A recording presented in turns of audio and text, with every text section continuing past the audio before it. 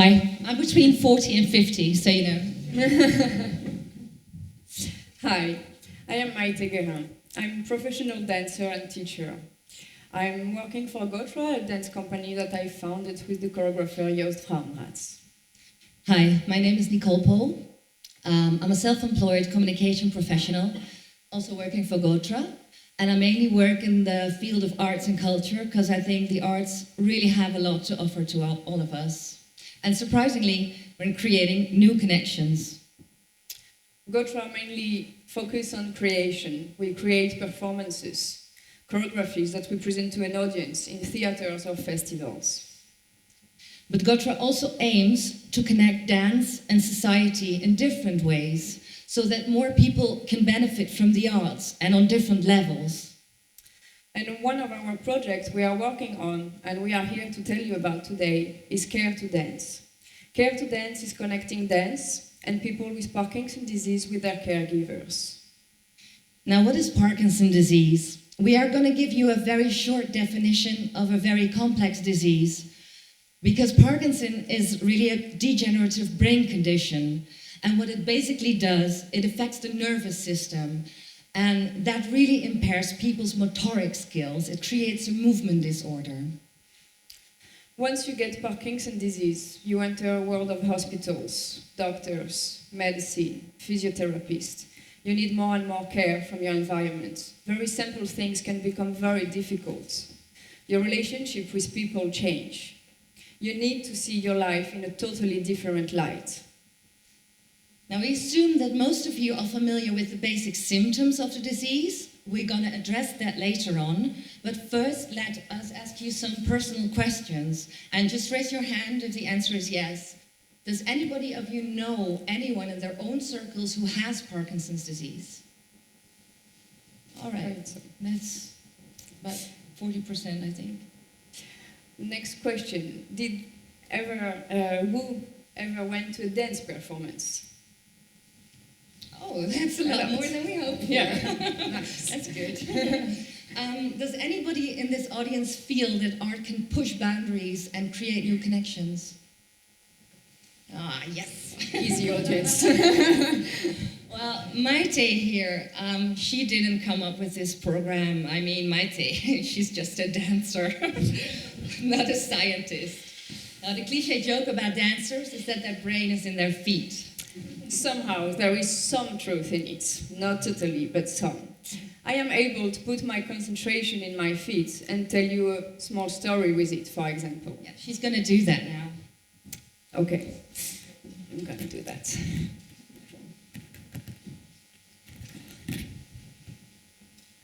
Okay.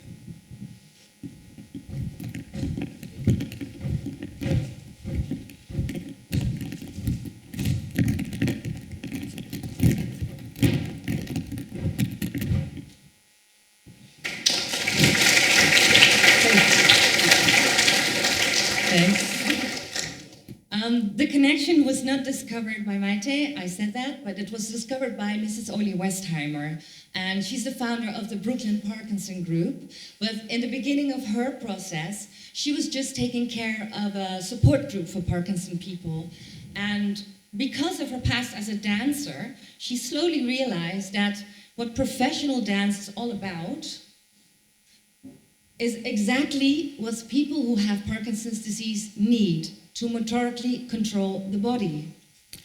And to fulfill that need, you need certain skills. Professional dancers are training those skills on a daily basis. We become quite good at it. And by that, I don't only mean the physical training to control the body like the athlete does, but also the creative approach of the artist. I have been practicing dance since 24 years now, and I know more and more how to use my brain in order to move my body. But actually, the brain is plastic, means that it's changeable. So how can I influence my brain? With thoughts, with concentration, with imagination, with memory, and intentions. So if I have new thoughts, and I use my concentration or imagination differently, I can create new connections in my brain, and that will affect my body as well. So when Oli Westheimer realized this, she contacted the Mark Morris dance group, who are also based in New York. And they were very open to her ideas. So both parties got together and they came up with this program called Dance for PD.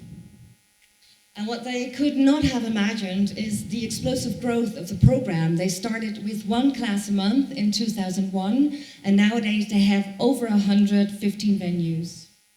And with their support and based on their model, we will initiate dance classes in Heerlen and Liège, and hopefully in Aachen soon, in 2014. I have been to New York, I saw the benefits of the program, and we would like to share with you a very short video to give you an impression of it. I think I sort of walk with this more proud walk. I feel more limber. I feel like I have some confidence in the way I move. Sitting tall, 7 and 8, going in 1, 2, palms together on 4. Elbows widening, hands sliding down, eyes lowering, focusing.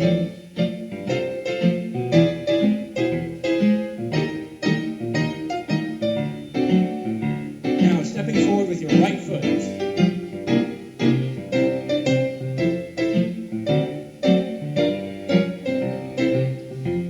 It makes me think as I'm walking or I'm in the house. I notice things more. I mean, things having to do with movement and with myself and other people. Well, that's why it's good for us, because it keeps the mind sharp.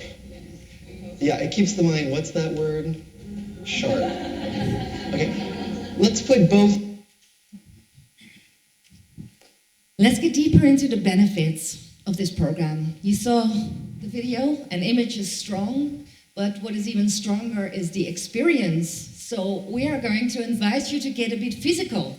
Yes, here comes the interactive part. No worries, you're not going to do the foot phrase or jumping around. You can stay on your chair. Just I will ask you to put your table up. That will be easier.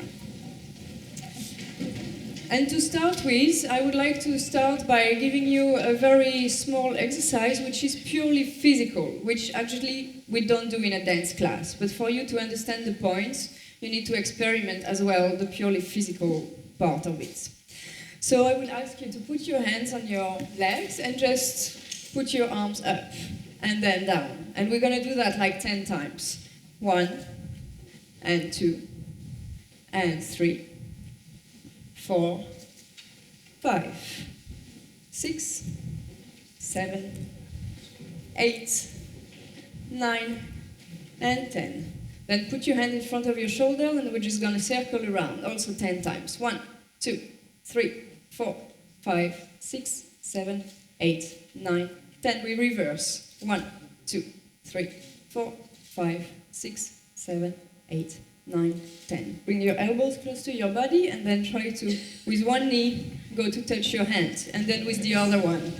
Then we go also 10 times. 1, 2, 3, 4, 5, 6, 7, 8, 9, 10. One more time, we did 10 on both legs. 3, 4, 5, 6, 7, 8, 9, 10. Okay, did you enjoy that? How did it feel?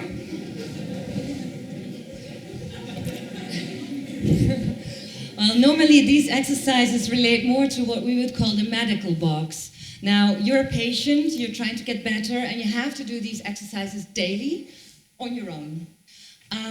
Care to Dance takes you out of the medical box, and we invite you to come to a dance studio. It's connected to a dance company, and you suddenly become a dancer. For dancers, the studio is a very safe environment. We allow ourselves to experiment. There is no right or wrong. And we call this approach the thinking out of the box.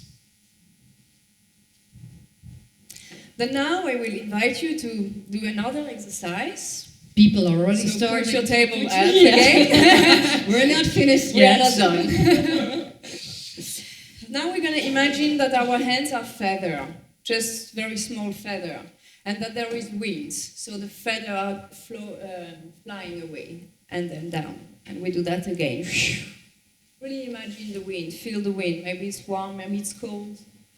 Very nice. And last time, and down. Then we're going to visualize a little heart in front of us, and we're going to draw this heart. And this heart is growing. We do a bigger one. And then again a bigger one. See the color, see the texture, and as big as possible. This heart transforms into a very heavy stone. We have a very heavy stone in our hands, and we have to try to lift it up on top of our heads. Really feel this weight, but get the power to go through it. Push it, relax, and one more time, even more heavy stone. Really heavy, and you have to use all the power of your body to get it. Okay, very nice, very beautiful. How did that feel? From down here, it looks great, guys. You should see this wave going up and down. Well, that's what imagination does, you know, it creates more beauty. And using the imagination, you can use it to tell stories, emotional stories as well. And in a dance class, all feelings are allowed, and that is very liberating. What most people don't know is that for people who have Parkinson's disease, shame is, in daily life, a really big problem because there are so much changes occurring. You might know the tremor, the shaking that occurs. Also, they freeze sometimes, and they get stuck in that moment for an hour. They just can't move anymore. Sometimes you see masked faces, which means you don't see emotions on the face anymore, and some people think that you took Botox. It's really horrible. And also there might be some vocal changes occurring. So using the imagination through this process can be very helpful. It's vital to keep a positive approach. The dance classes focus on what people are able to do, not on what people can't do anymore. The teacher avoids frustration by adjusting the movements. The teacher adapts to the dancer and not the other way around. I wish it could be a bit more like that in the professional world as well. Dance is an activity that connects mind to body, and this connection creates flow. And it is exactly this flow and connection that people with Parkinson's disease don't experience anymore. The connection is broken. So the movements don't come natural to them anymore, and they start slowing down. So dance installs the rhythm back, and it uses live music to do so. And maybe you all know this example, people who stutter, when they sing, they suddenly stop stuttering. And dance actually stops the body from stuttering, so the coordination might improve. The music reinforces flow and rhythm. Even scientists have difficulties to explain it exactly, but somehow the music helps you to get up in the morning, gets your feet following beats, let your mind wander off. So as a last exercise for you to experiment, we're going to do exactly the same exercise with thinking about the feather, the heart, and the stone, but we're going to add some music into it. Can we please have the music? The first music. So you remember, we had the feather, the heart, and the stone. Just follow me, it's just gonna go very easy. Can we have a bit more volume?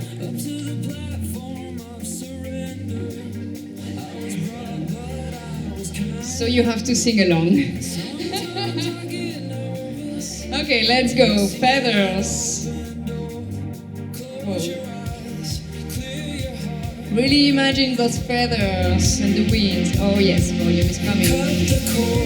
And then we see the heart. We draw a very small heart, and a bit bigger, and it grows, and it grows again. Then we take stone. The stone is very heavy, but we push it through. Very nice, very good job. One more time the stone. Here we go. Because you're so good, we start again from the beginning. The feather. And again. And last time. Now we go to the heart. Small heart. Bigger heart. The heart grows. And the stone. Take all the power in you to bring this stone up. Super nice. Last time. Very good, thank you very much. Very sorry for that. Yeah. Well, then the next point I wanted to say, I mean, and we're still here doing this all together. Being in a dance class means that you can do things together. You come and dance together like we're doing here. And that also because it focuses on the dancing, you don't talk about the disease anymore or the symptoms. And because of the social character of a dance class, also the relationship between the caregiver and the person who has Parkinson might improve. Dance focuses on the sense. We use eyes, ears and touch to help movements and balance. Dance also increases awareness, where all parts of the body are in space. Loss of balance is a big problem for the people with Parkinson's disease. They might even fall down. That creates a lot of fear. They can be scared to go out of their home even, and then get very isolated and even depressed. Dance also develops flexibility and strengthens the muscles, but we don't emphasize that in the class. It just happens naturally because you are taking dance lessons. And from all these points we gave you already, the confidence grows, and lack of confidence can be a very big problem for them. And last but not least, the basis of dance is joy. So we hope that you enjoyed our talk about character dance. And we want to remind you of the question we asked you in the beginning, if art can push boundaries and create new connections. Well, I hope you feel inspired to think so. And we can recommend you to let your body do the talking some more. Thank you very much. You were a very brave, flexible and social audience.